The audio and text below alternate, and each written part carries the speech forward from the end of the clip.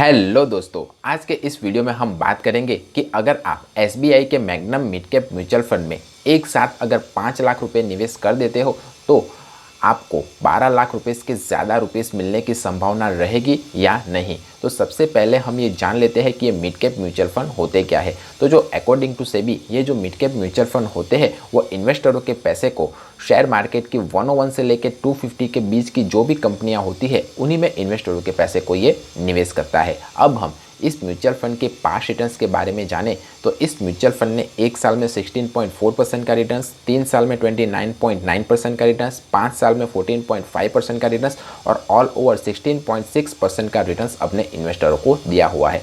इसने अपने category average को 3 साल और 5 साल में बीट किया हुआ है। तो अगर आप इस म्यूचुअल फंड में इन्वेस्टमेंट करना चाहते हो तो मिनिमम 5 साल के लिए तो आपको इस म्यूचुअल फंड में इन्वेस्टेड रहना ही रहना होगा, तभी आपको कंपाउंडिंग इंटरेस्ट का इफेक्ट आपको इन्वेस्टमेंट किए हुए मनी पर देखने को मिलेगा।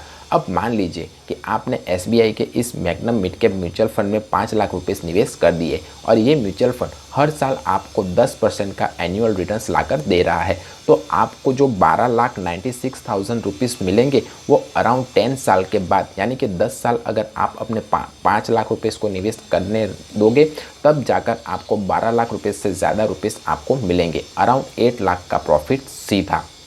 तो इससे आप ये सीख सकते हो कि जितना ज़्यादा टाइम आप अपने पैसे को दोगे उतना ही ज़्यादा कंपाउंडिंग इंटरेस्ट का इफेक्ट आपको अपने इन्वेस्टमेंट किए हुए मनी पर देखने को मिलेगा। पर यहाँ पर एक छोटा सा सोल है, जो बहुत सारे म्यूचुअल फंड एडवाइज़र होते हैं वो यही बताकर अपने ग्राहकों को ठग लेते हैं। वो हकीकत नहीं बताते हैं कि एक्चुअली में उन्हें ये पैसा मिलेगा या नहीं।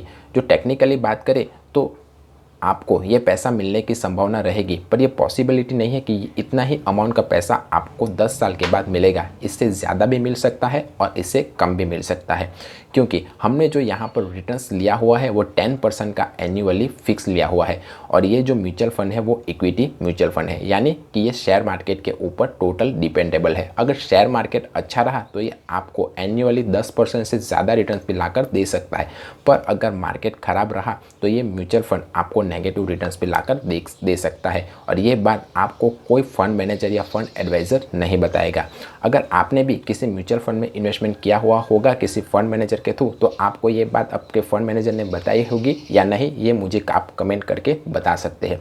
दूसरी बात, 10 साल के बाद इन्फ्लेशन का क्या इफेक्ट रहेगा वो भी हम नहीं जान सकते हैं। इन्फ्लेशन यानी कि महंगाई, आज से 10 या 15 साल पहले हम 1 लाख रुपीस में मारुति 800 खरीद सकते हैं, पर आज की तुलना में हम 1 लाख रुपीस में मारुति 800 नहीं कर पाएंगे।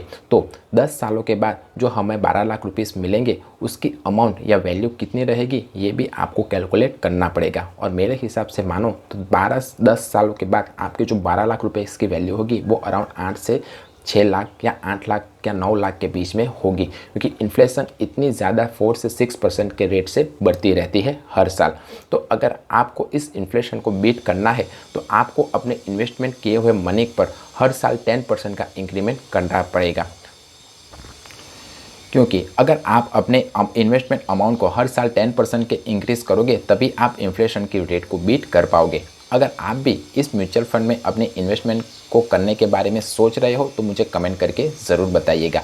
और हाँ, इस म्यूचुअल फंड में अगर इन्वेस्टमेंट करना चाहते हो या और किसी और म्यूचुअल फंड में भी अगर आप इन्वेस्टेड रहते हो तो इन बातों का ध्यान ज़रूर रखिएगा। नंबर 1, जितना टाइम हो सके उतना टाइम आप अपने इन्वेस्टमेंट किए हुए अमाउंट को दो, यानी कि जितना टाइम आप अपने मनी को दोगे उतना ही ज़्यादा कंपाउंडिंग इंटरेस्ट का इफेक्ट आपको निवेश किए हुए मनी पर देखने को मिलेगा। नंबर 2, हमेशा डायरेक्ट प्लान के थ्रू ही अपने इन्वेस्टमेंट को स्टार्ट करें और हर साल अपने कैटेगरी एवरेज के साथ अपने रिटर्न्स को कंपेयर करते रहिए। अगर आपका म्यूचुअल फंड अपने कैटेगरी एवरेज से ख़राब परफॉर्मेंस कर रहा है तो आप जितना जल्दी हो सके उतना जल्दी उस म्यूचुअल फंड से बाहर निकल जाइए। अगर ये मेरा वीडियो पसंद आया है तो वीडियो को लाइक कीजिए और चैनल को सब्सक्राइब कीजिए। मिलते हैं अगले वीडियो में, तब तक के लिए बाय बाय।